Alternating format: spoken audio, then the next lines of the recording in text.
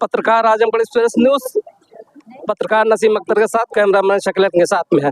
और हम मार्टिनगंज पर खड़े हुए हैं। हम वो भी दिखाते हैं अपराध की दुनिया में अपराध कैसे होता है और प्रशासन कैसे कैद करता है, और वो भी हम दिखाते हैं कि किस तरह अधिकारी भ्रष्टाचार में लिप्त है और उस पर शासन शिकंजा कसता है।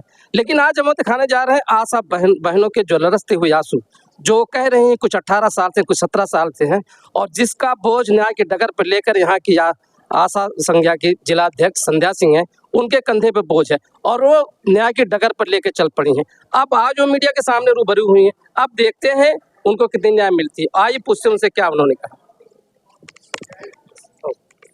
कितने दिन से समय से काम कर रहे हैं इसमें?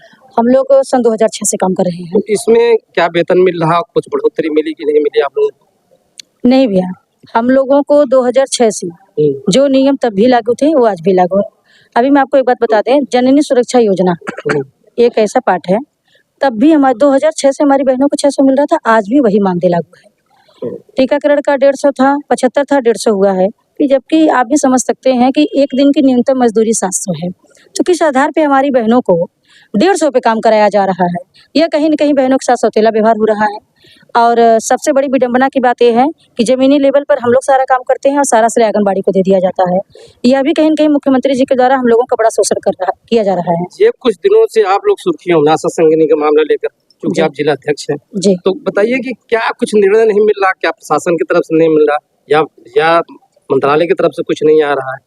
पहली बात तो भैया बता दें आपके माध्यम से हम कि इनके भ्रष्ट कर्मचारी अधिकारी, इनके जो भी भ्रष्ट कर्मचारी अधिकारी हैं, वो बहनों के काम के डेटा को, सारे के ये डेटा को ये लोग छिपाने का काम करते हैं।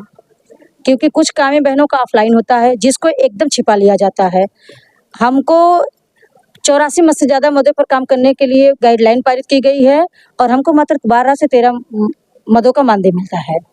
तो कहीं न कहीं हमको भी लग रहा है कि अब सरकार क्या कर रही है, तो सरकार की मंशा और सरकार जाने, लेकिन हम लोगों के साथ गलत तो हो रहा है। जैसे तकरीबन 18-19 साल हुआ काम करते हुए जितने सभी लोग हैं, तो क्या जैसे कोई बढ़ोतरी नहीं मिल पा रही है? नहीं भैया, बढ़ोतरी नहीं मिल रही है। हम लोगों ने माननीय मुख्यमंत्री जी और स्वास्थ्य मंत्री और प्रमुख सचिव जी को एक लेटर हम लोगों ने प्रोवाइड कराया था मध्य प्रदेश का। उसकी गाइडलाइन भी हमने उनको प्रोवाइड कराया था। वहाँ पे हमारी संगिनी बहनों को 15,000 मानदेय प्लस 4,000 राज्य बजट और कमीशन। हमारी आशा बहनों को वहाँ पे 6,000 मानदेय, डिलीवरी का 1200, टीकाकरण का 300, एचबीएनसी का 500, मतलब समस्त मदों के मानदेय डबल। वहाँ हमारी आशा को भी 4,000 राज्य बजट का मिला के हमारी 18 से 19,000 हमारी आशा बहनें और 20 से 22,000 हमारी संगिनी बहनें पाती हैं। तो लगता है कि हाँ, ये सामान्य मानदेय के दायरे में है। लेकिन वही उत्तर प्रदेश में क्यों लागू नहीं हो रहा है?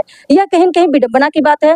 जबकि आपको बता दें 2017 में भैया, जब इनकी सरकार आई थी 2017 में, तो इन्होंने कहा था कि भारतीय जनता पार्टी की अगर डबल इंजन की सरकार पूरे उत्तर प्रदेश और केंद्र में बनती है, तो हम आशा संगिनी को राज्य कर्मचारी घोषित करेंगे और एक निश्चित मानदेय करेंगे। जबकि इनके मंसूबे नेक नहीं है, इनके मंसूबे नेक नहीं है, इनके वादे सारे झूठे हैं। तो इससे पहले सपा सरकार है, उसमें कुछ नहीं आप लोगों ने किया?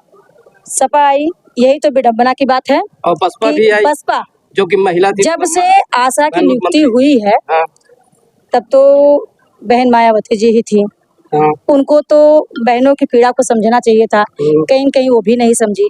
और 3 सरकार बसपा, सपा, भाजपा, तो हमको लगता है ये सभी सरकार की जो ये रणनीतियां हैं, एक दूसरे पर केवल ठेकरे फोड़ना और बहनों के साथ शोषण करना किया तो तीनों ने है, किसी ने नहीं छोड़ा है।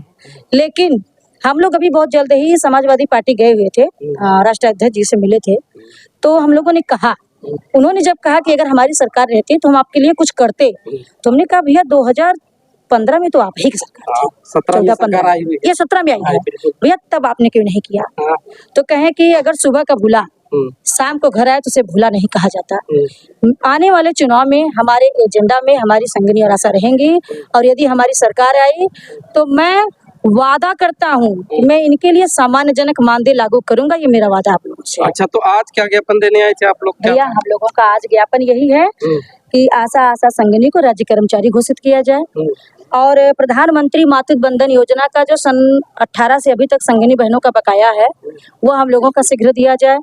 और एक आभा कार्ड हमारी सभी आशा बहनें कभी 10 बजे, कभी 12 बजे, कभी 4 बजे मर के बनाई हैं, हमारी सारी बहनों का वो मानदेय शीघ्र कराया जाए। और हम लोगों का है भैया कि सीएससी और पीएससी पे बड़ी महत्वपूर्ण मांगे हैं।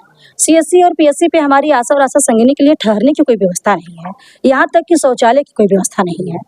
तो ये हम लोग मुख्यमंत्री जी से निवेदन किए हैं, लेटर भी हम लोग लगाए हैं और आप मीडिया के माध्यम से भी ये बातें हम उनके तक पहुंचाना चाहते हैं कि सीएससी और पीएससी पे हमारी संगिनी और आशा के लिए व्यक्तिगत आवास और रूम उपलब्ध कराया जाए और बहनों को राज्य कर्मचारी घोषित किया जाए। और सबसे विडंबना की बात सुन लीजिए भैया, जुलाई, अगस्त, सितंबर, अक्टूबर 4 से 5 महीना हो गया, बहनों का पारिश्रमिक मानदेय बाकी है।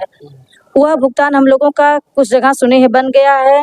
2-2 हजार करके 4 हजार उनका आया था, 7200 करके संगिनी का था, जबकि 4-4 हजार महीने का 55 महीने का मानदेय रुकेगा तो आप समझ सकते हैं बहनें अपनी जीविका कैसे तो चलाएंगी। क्या अधिकारी से आपने नहीं कहा जिला वाले से? नहीं, सबसे कहा गया है। उन्होंने कहा है कि ये जो दिक्कतें हुई हैं स्टेट से हुई हैं, हम लोग लगे हुए हैं, तो हम लोग स्टेट पे फिर बात किए उषा गंगवार मैम से। वो भी आगे ठिकरा फोड़ दिए। वो भी आगे ठिकरा फोड़ दिए। जी। तो हम लोग उषा गंगवार मैम से बात किए तो हम लोगों ने कहा कि मैम आप बताइए हमारा पारिश्रमिक मानदेय अगर न मिले तो हम लोगों के दबाव पे आने जाने से तो यही 2-2 महीने का मानदेय बहनों का हुआ है और सुने हैं कि 3 महीने का बजट आ गया है। तो उम्मीद करेंगे कि भाई जो बजट आया है बहनों का शीघ्र भुगतान कर दिया जाए और बहनों के साथ सम्मानजनक व्यवहार किया जाए, बहनों को परेशान न किया जाए। बहुत हम अलग से कुछ नहीं मांग रहे हैं। और 1 जनवरी 2026 को 8वां वेतन लागू होने जा रहा है। उसी बीच के दौरान हम लोग विधानसभा घेरने की तैयारी कर रहे हैं। अगर आप लोग की मांगे नहीं पूरी हुई जो आप मांग कर रहे हैं जी, तो इसमें आपकी रणनीति क्या बनने जा रही है? हमारी रणनीति तो ये है कि हम लोग दिसंबर लास्ट तक विधानसभा घेरेंगे। 2027 के आने वाले चुनाव में हम लोग सत्ता परिवर्तन करेंगे। ये आपका चैलेंज है? ये चैलेंज है। एक घर से हम लोग वोट नहीं देंगे भैया। आपको बता दें, हमें कोई एक न समझे, हम एक नहीं है, हम अनेक हैं। एक आशा के घर में उनके बच्चे, सास ससुर, उनके परिवार, अगर हमारे घर में 5 परिवार हैं, 10 परिवार हैं, आप समझ सकते हैं संबंधित हमारे सभी रिश्तेदार, तो 10 आशा के पति, 10 आशा के सास ससुर, 10 आशा के बच्चे, 10 रिश्तेदार को लेके हम लोग सरकार का विरोध करने का काम करेंगे। कहने का मतलब कि अगर आशाओं के साथ न्याय नहीं हुआ तो आप सत्ता को ललकार रहे हैं? बिल्कुल, और चैलेंज है, ललकारेंगे नहीं। वोट के समय में थरिया और कटोरा लेके वोट का बहिष्कार करेंगे हम लोग। चलिए, थरिया कटोरा तो सरकार पकड़ाई है ना। हमने कहा है योगी तेरे राज में कटोरा आ गया हाथ में, तो वही लेके तो हम लोग परेशान हैं।